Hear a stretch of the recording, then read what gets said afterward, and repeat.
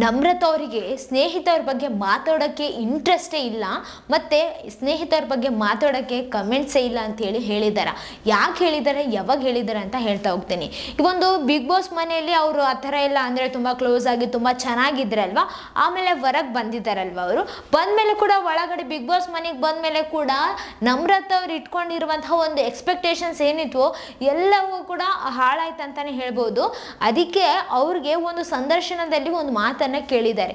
ಅಂದರೆ ಸ್ನೇಹಿತರ ಜೊತೆ ನೀವು ಮತ್ತೆ ಒಂದಾಗ್ತೀರಾ ಅಂತ ಹೇಳಿ ಕೇಳಿದಾಗ, ನಿಮ್ಮ ಫ್ರೆಂಡ್ಶಿಪ್ ಮತ್ತೆ ಒಂದಾಗುತ್ತಾ ಅಂತ ಹೇಳಿ ಕೇಳಿದಾಗ, ಇಲ್ಲ ಸ್ನೇಹಿತರ ಬಗ್ಗೆ ಮಾತಾಡೋದಕ್ಕೆ ನನಗೆ ಇಂಟ್ರೆಸ್ಟೇ ಇಲ್ಲ, ಕಮೆಂಟ್ಸೇ ಇಲ್ಲ ಅಂಥೇಳಿ ಅವರು ಹೇಳಿದ್ದಾರೆ. ಆಮೇಲೆ ಇನ್ನೂ ಹೇಳಿದರು ಏನಪ್ಪ ಅಂತಂದರೆ, ಅವರು ಈ ಒಂದು ಬಿಗ್ ಬಾಸ್ ಮನೇಲಿ ಇದ್ದಾಗ ಈಗ ನಮ್ಮ ಮನೆಯವ್ರನ್ನ ನೆನೆಸ್ಕೊಂಡು ಅಳೋದು, ನಮ್ಮ ಫ್ಯಾಮ್ಲಿಗೋಸ್ಕರ ಅಷ್ಟೊಂದು ಇದು ಮಾಡ್ತಿರೋದು, ಕಷ್ಟಪಟ್ಟಿರೋದು, ಬೇಜಾರಾಗಿರೋದು, ಹತ್ತಿರೋದು ಎಲ್ಲವನ್ನ ನೋಡಿದಾರ.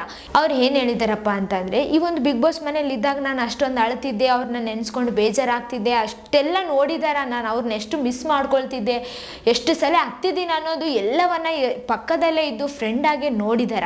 ಆಮೇಲೆ ಈಗ ಫ್ರೆಂಡ್ ಅಂದ ತಕ್ಷಣ ಒಂದು ಎಕ್ಸ್ಪೆಕ್ಟೇಷನ್ಸ್ ಇರ್ತಾವ, ಅದು ನಾವು ಬೇಡ ಅಂದರೂ ಕೂಡ ಬೆಳೀತಾ ಹೋಗುತ್ತಲ್ವ. ಫ್ರೆಂಡ್ ಅಂತ ಅಂದಮೇಲೆ ನಮಗೆ ಅವ್ರ ಮೇಲೆ ಅವರಿಗೆ ನಮ್ಮ ಮೇಲೆ ಎಕ್ಸ್ಪೆಕ್ಟೇಷನ್ಸ್ ಇದ್ದೇ ಇರ್ತಾವಲ್ಲ. ಅದಕ್ಕೆ ಅವ್ರಿಗೆ ಒಂದು ಬಿಗ್ ಬಾಸ್ ಮನೆಯಿಂದ ಎಲಿಮಿನೇಟ್ ಆಗಿ ಬಂದಾಗ ನಮ್ಮ ಮನೆಯವ್ರನ್ನೂ ಮಾತಾಡಿಸ್ತಾರ, ನಾನು ಒಳಗಿದ್ದೀನಲ್ವ, ಸೊ ನನ್ನ ಬಗ್ಗೆ ಹೇಳ್ತಾರ, ಅವ್ರ ಬಗ್ಗೆನೂ ತಿಳ್ಕೊಂಡು ಬಂದಿರ್ತಾರೆ ಇವಾಗ ಅಂಥೇಳಿ ನಾನು ಅಂದ್ಕೊಂಡಿದ್ದೆ. ಆದರೆ ನಮ್ಮ ಫ್ಯಾಮ್ಲಿಯವ್ರನ್ನ ನೋಡಿದರೆ ಅಸಲು ಮೀಟೇ ಆಗಿಲ್ಲ ಅಂತ, ಮಾತೇ ಆಡಿಸಿಲ್ಲ ಅಂತೆ. ಅದಕ್ಕೆ ಈಗ ಫ್ರೆಂಡ್ ಅಂದಮೇಲೆ ಅದು ಬೇಸಿಕ್ಕಾಗಿ ಎಲ್ಲರೂ ಮಾಡುವಂಥದ್ದಲ್ವಾ.